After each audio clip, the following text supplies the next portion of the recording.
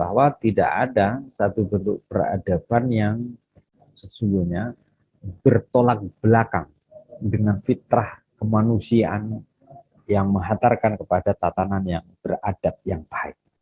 Karena apa? Kullu mauludin yuladu ala fitrah. Setiap kita ini manusia diciptakan dalam kondisi suci. Suci itu apa? Ya, satu, ya, menjaga, menghormati jiwa yang lain. Ya, jadi kalau kemudian ada satu peradaban yang membolehkan membunuh sesamanya, itu bukan sisi peradaban manusia. Karena sesungguhnya secara universal manusia itu menghormati satu dengan yang lain, menjaga nafs, ya, jiwa, keselamatan antara satu dengan yang lain. Ya. Sebentar, ini kok kameranya pada mati semua ya teman-teman. Ini saya suaranya terdengar nggak? Terdengar, Pak. Terdengar, Bapak. Iya ya. Nanti tak pikir ngomong setengah jam ke sana kemari, lalu ternyata ini kan useless ya. Oke, alhamdulillah kalau masih dengar. Ya satu dua lah silakan hidup ya. Dan saya doakan yang hidup selalu kameranya datanya lancar ya. Ya, alhamdulillah. Ya lancar itu kan macam-macam itu, bisnis orang tua lebih lancar, isi orang tua lancar, sehingga ketika kita butuh sesuatu juga orang tua jauh lebih bisa memberi misalnya. Oke, saya nanti menambahkan ya sekitar 15 menit sampai 20 menit. Termasuk kalau ada pertanyaan teman-teman langsung bisa silakan memberikan voice-nya. Nah, sharekan lagi sedikit tadi membuat relasi ya, bagaimana kemudian pengembangan dari peradaban. Oke.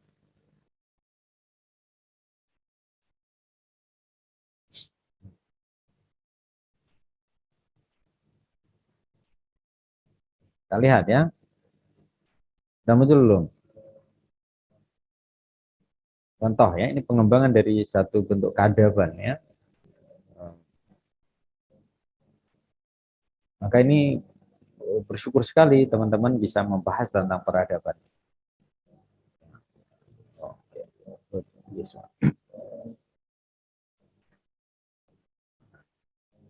Kalau kita bisa lihat ini contoh pengembangannya.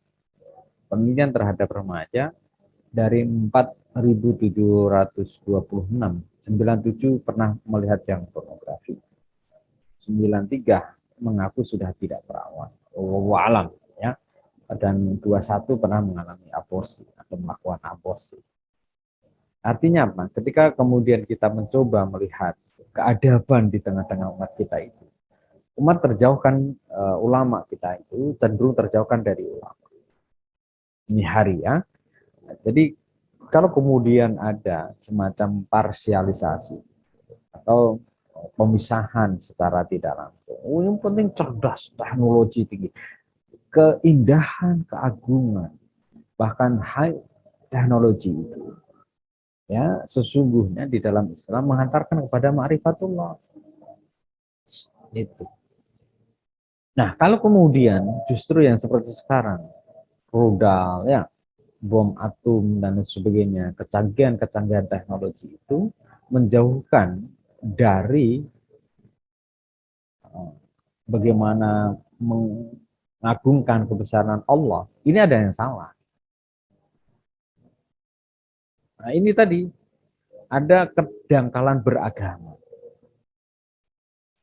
Dangkalan beragama bukan juga berarti bahwa orang yang beragama tinggi itu menjadi penghalang untuk tingginya peradaban, bukan. Karena ketinggian ada, kalau kemudian kita kemarin membahas ya tentang peradaban sendiri, kan bidang akidah atau tauqifiyah ya, ada akidah ghaibiyah, ada akidah syumuliyah gitu ya. Tauqifiyah, nah, saya lihatkan yang di sini untuk bermemori ya. Ini ya, kemarin kita lihat ini.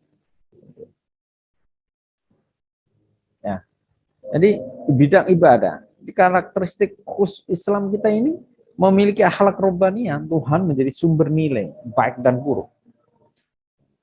Jadi kalau kemudian Tadi ada IQ yang tinggi ya, lalu melihat tentang perilaku, kebiasaan, tradisi yang dilakukan oleh pribadi bahkan komunitas-komunitas yang tidak bersumber pada nilai rohani, ya sudah itu kan biasanya tidak mengajak pada limit batas normal sosial yang kita juga punya norma sosial tersendiri, dan Islam memiliki norma sosial atau norma regi yang kemudian bersumber dari Al-Quran dan Sunnah Rasul, dan juga kemudian ijtihad para ulama itu sebagai sumber hukum. Nah, hukum itu sendiri juga menghantarkan syariah kemarin kepada siapa? Pada akhlak. Ya, teman-teman ingat kan di pendidikan agama yang pertama, betapa keyakinan seorang muslim itu menghantarkan dia kepada kesalihan sosial. Kesalihan sosial itu ekspresi dari adab. Jadi dia percaya Tuhan, tapi dia membunuh. Nah, berarti ada yang terputus. Dia percaya terhadap kitab suci, tapi dia tidak membaca dan kemudian bertolak belakang perilakunya dengan kalam Allah di kitab suci Al-Quran itu. Berarti ada pemisahan di situ. Maka teman-teman yang kemudian sekarang ada di gerakan bagaimana menggiatkan ekonomi produktif, ya, atau kemudian kita membangun satu bentuk peradaban kebangsaan Indonesia, ya, maka harus bersumber pada nilai-nilai mulia yang ada di Indonesia dan juga bersumber kepada siapa kita sebagai Pancasila itu menjadi dasar, ya, ketuhanan yang Maha Esa menjadi satu ruhiyah yang menyelimuti perilaku kita. Nah, disinilah kita bisa melihat ada akhlak yang universal yang meliputi sisi-sisi apresiasi, penghargaan, penghormatan terhadap kemuliaan manusia. Kenapa begitu? Contoh misalnya, saya tutup dulu sebentar ya. Allah sendiri yaitu meneguhkan kepada kita yang memuliakan manusia. Ya, misalnya di sini ada Mbak Sofi, di sini ada Mas Singgi, ya kan? Lalu samping kanan kiri ada hewan, sama-sama disandingkan. Kira-kira selintas saja, itu mulia mana? Gak usah berbincang dari agama mana perspektif. Pasti lebih mulia manusia. Kenapa? Karena varian elemen dia sebagai manusia itu sudah dilengkapi. Al-insan natiq, itu manusia. Dia manusia tapi bisa berujar, berkata, berpikir. Itulah yang membedakan dia dengan makhluk Allah yang disebut dengan hewan, bahkan kemudian malaikat. Pada perspektif normatif kita, bahkan terhadap setan. Asyaitan ya'adumu faqra wal fahsya. Setan itu selalu mengajak kepada hal yang buruk dan mungkar.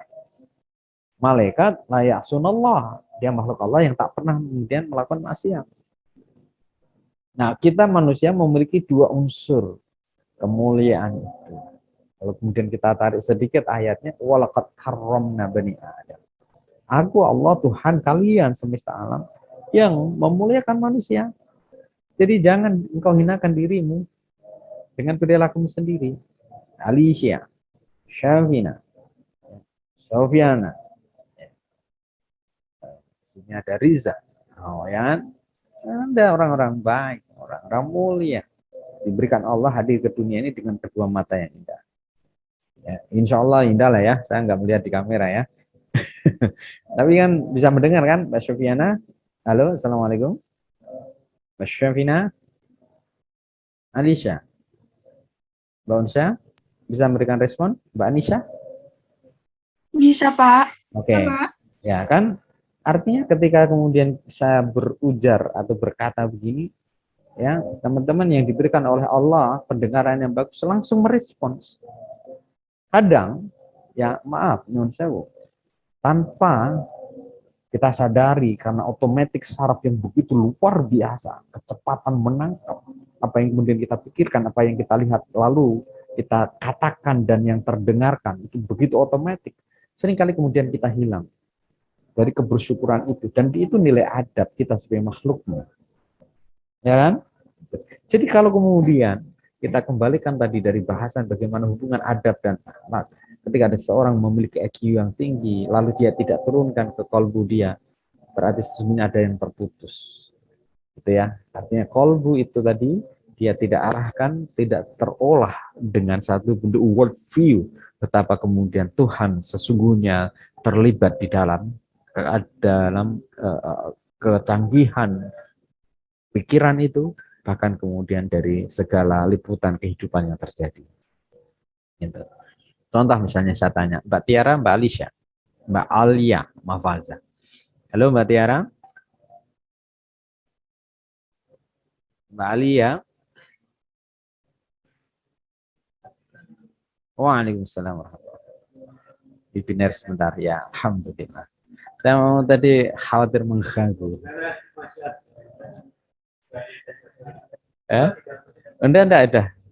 Udah bagi kok, backgroundnya udah.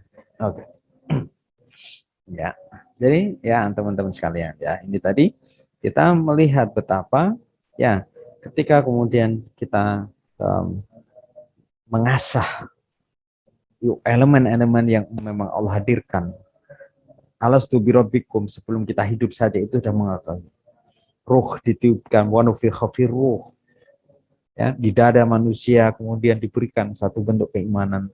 Tuhan hadir lalu bertanya, akankah engkau tidak mengakui alastu birabbikum, aku adalah Tuhan? Qalu bala, injih Gusti. Iya Allah. Adalah Tuhan kami yang telah meniupkan ruh itu. Nanti teman-teman bisa search ya di YouTube itu gerakan sperma yang akan menjadi manusia. Keren itu ya. Itu kita sadar. Maaf ya, itu bukan apa ya, bentuknya kecil gitu, lalu membesar, mudghah ya, dan seterusnya gumpalan darah sampai kemudian menjadi bentuk ya, lalu ditiupkan di situ ruh ya setelah 4 bulan ya. Lalu kemudian membentuk seperti bayi kecil yang ada di dalam tubuh.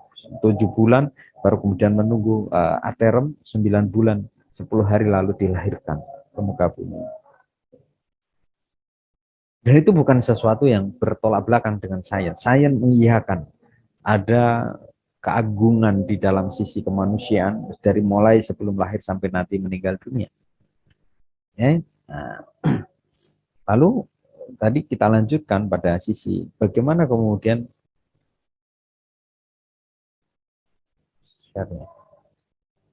ya kedangkalan kepemahaman agama, lalu fanatisme dan lenyapnya keutamaan ini menjadi hal-hal yang kemudian bermasalah di umat kita ini gitu. Sehingga seakan sains itu menjadi sesuatu yang masalah. Ya. Gitu. Termasuk ini teman-teman sekalian, saya sangat meyakini. Kenapa saya sebutkan di sini salah satu examples is about the sexuality. Yang karena peradaban tertinggi diantaranya ketika kemudian Nabi Muhammad SAW dilahirkan ke muka bumi ini, diantaranya adalah untuk menyempurnakan akhlak. Ya, seks bebas itu menghadirkan anak keturunan tanpa kejelasan nasab. Ya, siapa orang tuanya, siapa ibunya dan lain sebagainya. Ya. Maaf, ini suara saya masih terdengar? Ada suara luar kah? Masih, Pak. Tapi suara Masih luar terdengar, Pak. suara luar masih terdengar, Pak. Oke, suara luar lumayan keras nggak terdengar? Enggak ya? Tidak. Nggak, oke, Masih good. jelas kok, Pak. Oke, ya. Masih jelas, Pak. Thank you. Nah, seks bebas ini meningkat 46%. Ya, banyak. Maka saya sekali lagi, teman-teman nih, kalian ya, apapun profesinya nanti, apapun kondisinya, terutama yang teman-teman yang ahwat ya, pertahankan betul kesucian, kehormatan. Jadi. Karena begitu itu ada yang kemudian terluka, itu tidak bisa dikembalikan. Renew, tidak bisa.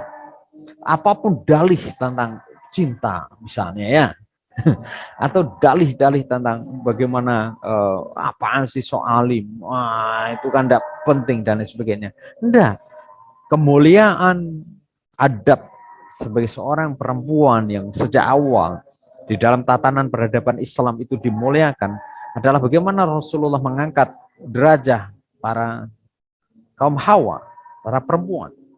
Ketika kemudian di masa jahiliyah, ya, peradaban yang dekadensi moral yang luar biasa, kemudian perempuan itu dipendam.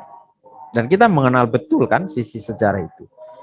Nah, oleh karena itu, teman-teman yang kemudian perempuan terutama memiliki kans peluang untuk nanti menjadi perempuan karir ya, menjadi calon-calon juga yang berkontribusi di level nasional ataupun bahkan internasional. Contohlah misalnya ada menteri kita yang perempuan dan lain sebagainya, atau kemudian di tokoh level internasional dan kita bisa mengenal banyak contoh-contoh itu. Jangan lupa fitrah seorang ibu adalah melahirkan, menyusui, membesarkan bersama suami anak-anak yang baik. Sesibuk apapun nanti teman-teman ya di bidang aktivis perempuan, ekonomi dan sebagainya, misalnya begitu, jangan lupa fitrahnya itu adalah perempuan yang kemudian oleh Allah diberikan ya satu bentuk keutamaan. Andalah yang punya perangkat untuk menyusui anak. Anda yang diberikan dilahirkan dengan rahim sebagai pusat kasih sayang.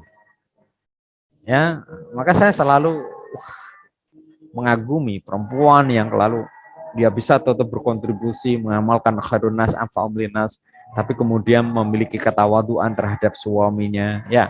Dia memiliki satu bentuk ketelatenan, keanggunan terhadap anak-anaknya, dia didik dengan bagus.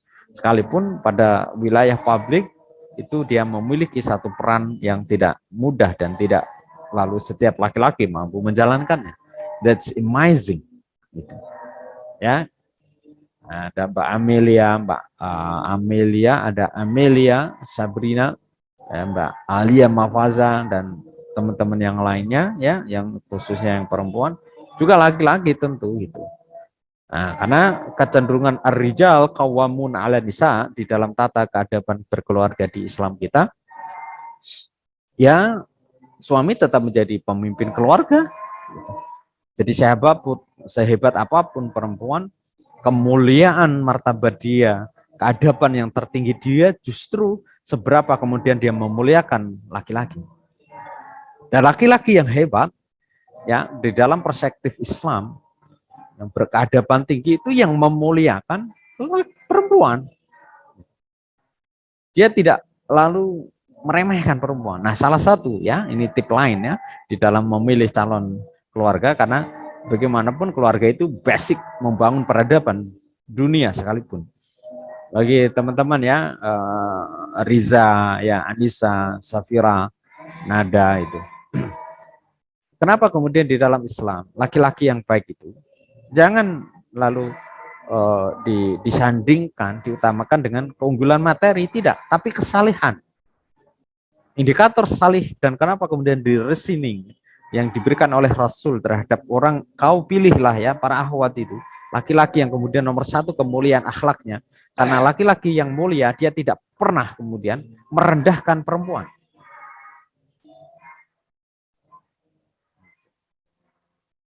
Ya, tapi percayalah bahwa kemudian juga laki-laki yang baik pasti dia akan menjadi pribadi yang bertanggung jawab, dan itu melampaui batasan-batasan materi duniawi.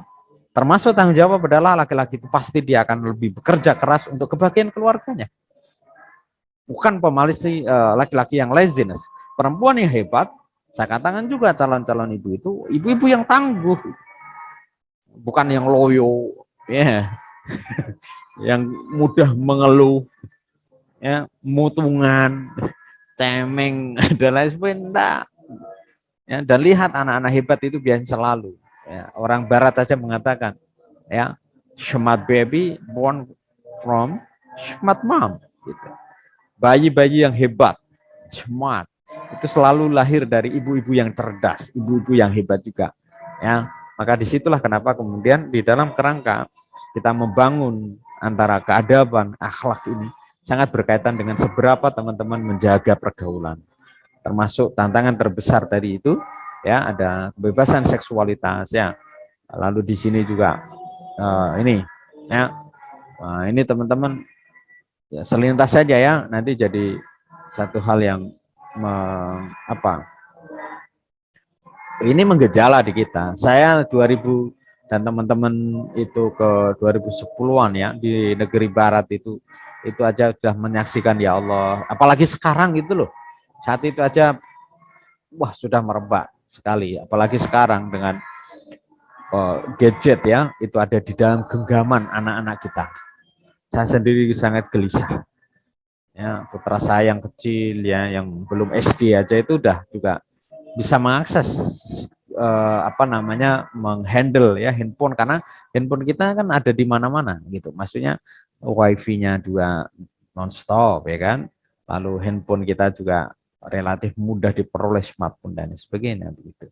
Nah, ini yang kemudian teman-teman sekalian di dalam kita mencoba menyuguhkan ya adanya peradaban dan hubungannya dengan akhlak tadi. Terima kasih Mas Krisna ya, Mas Singgi sudah mempresentasikan dengan sangat luar biasa betapa kemudian itu mesti kita jaga. Apa yang perlu dijaga? Bagaimana kemudian keadaban itu tetap menjadi nomor satu. Penciptaan tadi yang disebutkan bahwa manusia itu dari tanah liat, Allah sudah muliakan ya, lalu di situ memiliki akhlak yang mulia itu dijaga supaya tidak menjadi terkotori karena nafsu-nafsu sesaat dari manusia yang lain. Jadi, untuk sekalian, saya kira itu yang menjadi penting ya di dalam kita membahas tentang relasi antara akhlak dan adab. Baik, sebelum saya akhiri, masih ada beberapa menit. Silahkan.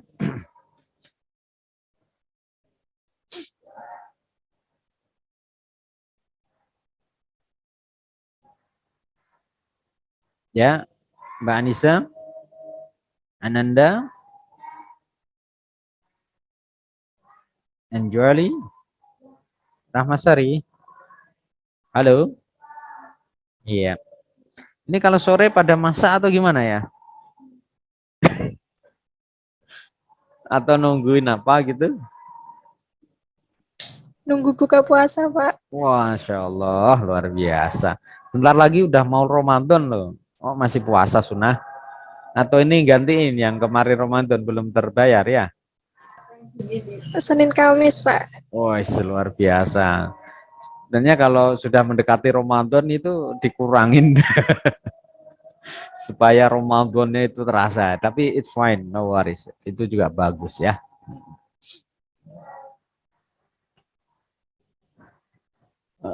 Oke, ada yang mau diinin?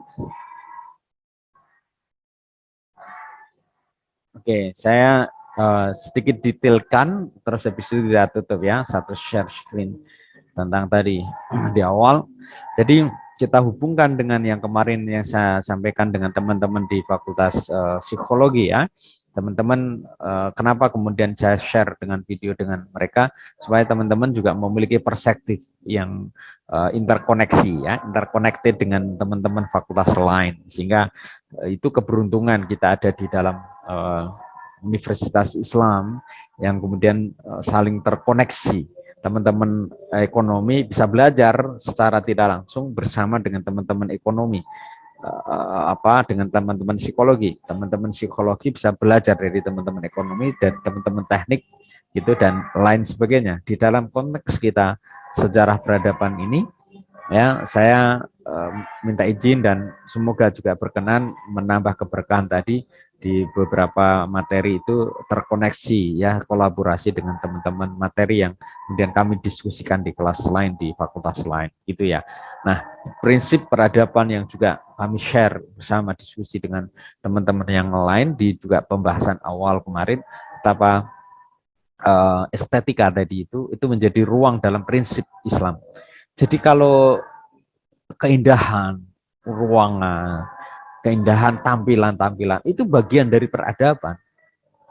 Ya, ada tatanan universal dunia. Oh iya, tidak mungkin Islam bertolak belakang dengan tatanan peradaban dunia. Tadi hal yang kecil saja yang dulu pernah kita contohkan di dalam fikih ibadah misalnya. Kita ke toilet saja itu ditata keadabannya. Apalah lagi berhadapan dengan sesuatu yang besar di luar hal-hal yang kecil itu tadi. Tatanan ekonomi, oh iya, jangan sampai kemudian kita makan dari hal-hal yang haram. Ditata sedemikian rupa. Tidak boleh arrosi wal murtasi, ada suap menyuap. Apa gunanya Anda memiliki materi yang banyak, lalu itu berwujud dari satu bentuk kezaliman terhadap yang lain. Anda mengkhianati temannya, Anda merampas dari orang lain. Ya, harta yang diperoleh terakumulasi dari ikhtiar-ikhtiar yang tidak baik, tidak berkeadaban, korupsi, harta rakyat, dan seterusnya. Itu di dalam muamalah, fikih dan ibadah dan muamalah kan, teman-teman di PAI 2 itu sudah pernah kan lalu diajarkan. Termasuk di dalam politik. Jangan sampai politik strategik untuk menata masyarakat dilakukan dengan keculasan. Ya, teman-teman yang bergerak di ekonomi, mestinya menyuguhkan konstruksi-konstruksi ekonomi yang mensejahterakan, tidak ada maisir, tidak ada judi di dalamnya, tidak ada riba di dalamnya. Karena itu mencekik dan menyengsarakan. Unsur-unsur ekonomi tentu teman-teman memiliki kompetensi ke sana. Ya. Lalu di wilayah keluarga tadi, kalau Anda ingin keluarga yang baik, cari pasangan yang baik. Udah kunci awal di situ. Jangan melakukan hal-hal nyuwun sewu tanda petik yang brengsek di dalam proses untuk mencari pasangan hidup. Pasti nanti juga tidak baik juga. Ya, ini saya katakan dengan sangat mohon ya, teman-teman, kalau bisa mah ya, jaga betul sampai pernikahan itu perilaku yang baik. Ya, sehingga mewujud di dalam kehidupan yang berketatanan yang baik. Saya kira itu ya, sudah mendekati jam 5, teman-teman sekalian. Insya Allah nanti kita lanjutkan lagi, dan next-nya pembelajaran kita, insya Allah nanti Senin depan bisa kita belajar dari hasil diskusi kami dengan teman-teman di Fakultas Psikologi, dan teman-teman nanti juga hasil diskusi kita bisa kami share juga bersama dengan teman-teman yang di fakultas lain. Sehingga terima kasih sekali Kang Resina ya, Mas Singgih ya, atas suguhan awalan materinya, relasi antara akhlak dan ini. Nanti insya Allah kita akan bahas tentang bagaimana keadaban di dalam tatanan dunia universitas. Saya kira itu ya. Kita tutup dengan bacaan hamdalah. Alhamdulillahirrahmanirrahim. Ya, baik. Terima kasih ya. Sampai jumpa dan sukses selalu untuk teman-teman semuanya. Assalamualaikum warahmatullahi wabarakatuh. Waalaikumsalam warahmatullahi wabarakatuh. Terima kasih Pak. Oke. Terima kasih Pak. Makasih Pak. Makasih ya. See ya. Assalamualaikum.